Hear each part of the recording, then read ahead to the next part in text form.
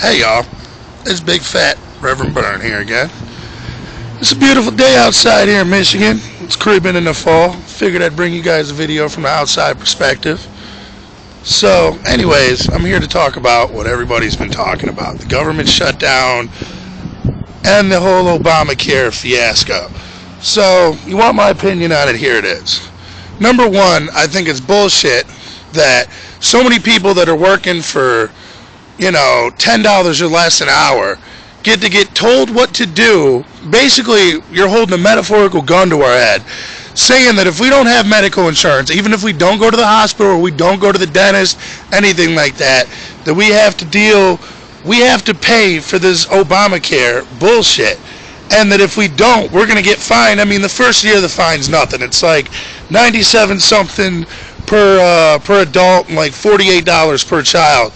But after either 2015 or 2016, it jumps up to almost $1,000 per adult, and I think like $400 or $500 per kid. So you're putting a metaphorical gun to our head when we already can't afford the bare essentials. I mean, okay, not only this, you're telling us that the healthcare rates aren't going to raise for everybody else who's already working their ass off. Healthcare premiums are bad enough as it is, and you've got a closet smoker telling us what to do. All right, okay, this makes so much sense on so many levels.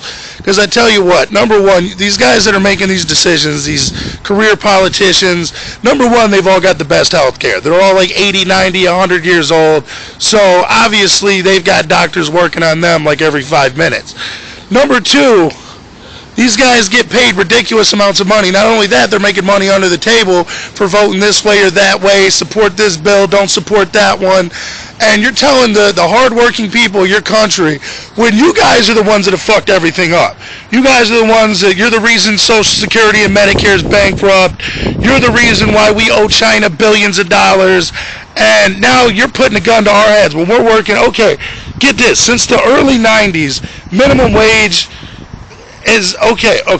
Since the early 90s, the cost of living has raised 90%. 90. That's almost 100%. So it's almost double what it was then. It's damn near.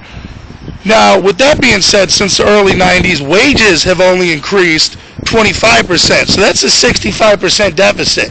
And I mean, you think making minimum wage, I don't know what it is in your town, but here in Michigan, minimum wage is $7.60. So you make $7.60, times that by 40 hours a week. After taxes, that's around $230, $240, $250. So you think you do that every single week, you're making maybe $1,000. So rent's $500-600 wherever you go, unless you're living in a trailer park. So you figure $500-600 for rent. Then you've got to pay for gas, you've got to pay for car insurance, you've got to pay for health insurance, and don't forget, you've still got to pay your phone bill, your light bill, your water bill, your heat bill. So how are we supposed to have enough money to do this?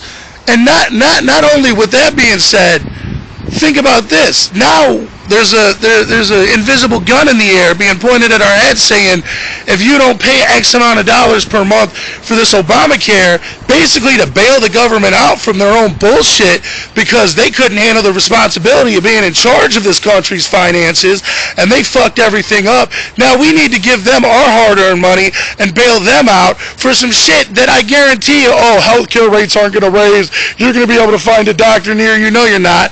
Everything's going to be inconvenient as hell. Nobody's going to be able to afford it. And then it's even worse if you can't afford it. Then you've got a tax return. They've been taking your income taxes while you've been busting your ass all year. And now, look, all that's gone because you didn't have Obamacare. Get the fuck out of here. This is still the land of the free, the home of the brave. And as long as I've got a mouth and the right to free speech, because who knows, they might try to take our fucking constitutional amendments away pretty soon. The government being shut down, I don't give a fuck. You're not telling me or any of my friends, any other fucking person in this country what they can and can't do at the end of the day. You're not going to put a gun to our head and tell us where we have to spend our money or else just because you can't handle shit and you fuck this country up. So anyways, that's my thoughts on it. You guys leave your thoughts in the comments section. I'd love to hear what you think. I'd love to keep this topic going on, ongoing discussion. It's definitely real shit that's going on right now, that something's got to happen. Something's got to break, because we can't have the government pushing us around, telling us what we can and can't do with our hard-earned money. And that's it at the end of the fucking day. So Obama, until next time, you can suck on my man titties, you piece of shit. Stop being Bush. Bush was a fucking piece of shit who used all the oil tycoons. Oh, look, I'm going to put all this money in my pocket. I'm the president. I'm using my connections. You're doing the same shit with healthcare reform. And don't tell me you're not, you bullshit closet smoker. You're going to sit there and tell us what we can and can't do. You're well off. You've got money. And I guarantee you these big wig medical companies are putting money in your pocket for pushing this shit through. So don't tell me what I can and can't do until you walked a fucking mile in my shoes. So anyways, until next time, keep it real. It's been Reverend Byrne.